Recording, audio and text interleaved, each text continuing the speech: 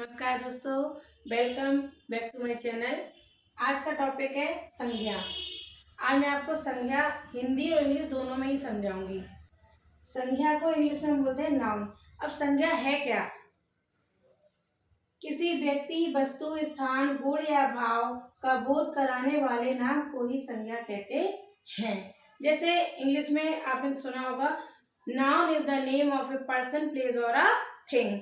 और second type से हम अगर बोले तो एवरीथिंग इज नाउन।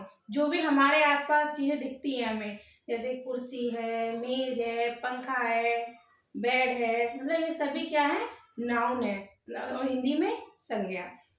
संज्ञा के कितने भेद होते हैं? संज्ञा के 5 भेद होते हैं। व्यक्तिवाचक संज्ञा, जातिवाचक संज्ञा, भाववाचक संज्ञा, समूहवाचक संज्ञा और पदार्थवाचक संज्ञा। अब एक बार मैं रिपीट करती हूँ इंग्लिश में, ध्यान से सुनना।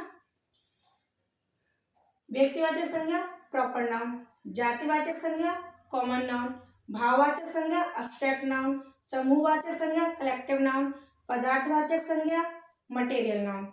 यहाँ पर द्रव्यवाचक संज्ञा भी होता है, धातुवाचक संज्ञा भी होता है, लेकिन मोस्टली हम लोग पदार्थवाचक संज्ञा लिखते हैं, जिसको हम इंग्लिश में मटेरियल नाउन बोलते हैं।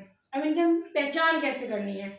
जैसे कभी कभी सेंटेंस में पूछ भी लेते हैं, हमारे एग्जाम्पल में लेके आते हैं कि इसमें से पदार्थवाचक संज्ञा कौन सी है या जातिवाचक संज्ञा कौन सी है, तो उनको हम उनकी पहचान हम कैसे करें?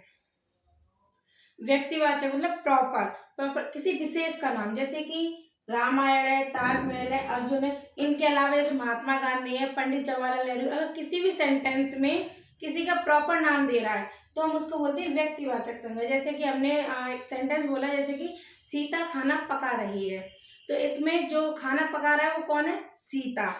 तो सीता क्या है? व्यक्तिवाचक संज्ञा है।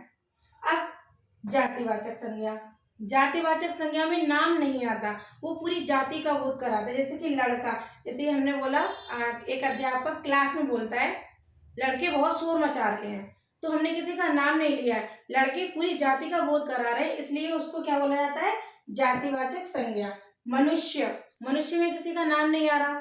नदी, किसी का नाम नहीं है। नदी मतलब नदियां, सभी नदियों के बारे में बात की जाती है। जैसे हम कहते हैं नदी में पानी नहीं है, तो हमने नाम नहीं लिया है, केवल नदी। तो नदी तो कई प्रकार की होती है। अगर हम यहाँ पर ये होता कि गंगा नदी या सरयू नदी, तो ये हो जाता हमारा प्रॉपर नाउन और हिंदी में व्यक्तिवाचक संज्ञा।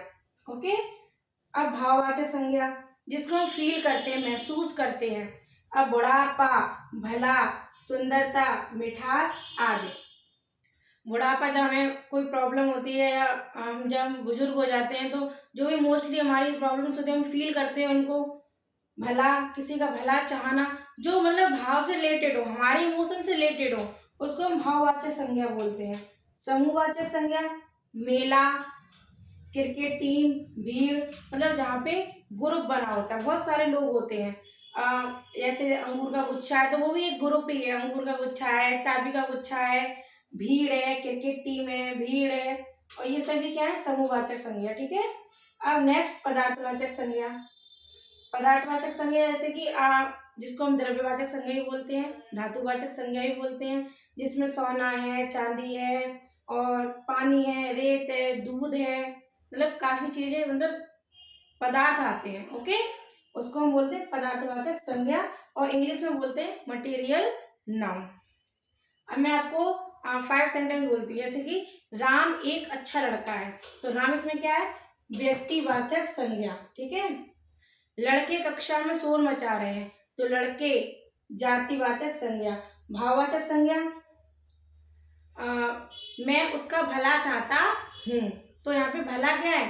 भला भाववाचक संज्ञा। समूहवाचक संज्ञा, जैसे कि मैं या आप मेले में जा रहे हो, तो मेला क्या है? समूहवाचक संज्ञा। क्या है? समूहवाचक संज्ञा। पदार्थवाचक संज्ञा, मेरे पास सोने की अंगूठी है, तो अंगूठी किसकी है? सोने की है, तो सोना क्या हो गया यहाँ पे? पदार्थवाचक संज्ञा। ओके। अगर किसी को समझ में कुछ भी नहीं आया हो या मतलब कोई प्रॉब्लम हो, तो आप मुझसे कमेंट बॉक्स में पूछ सकते हैं। धन्यवाद। नमस्कार।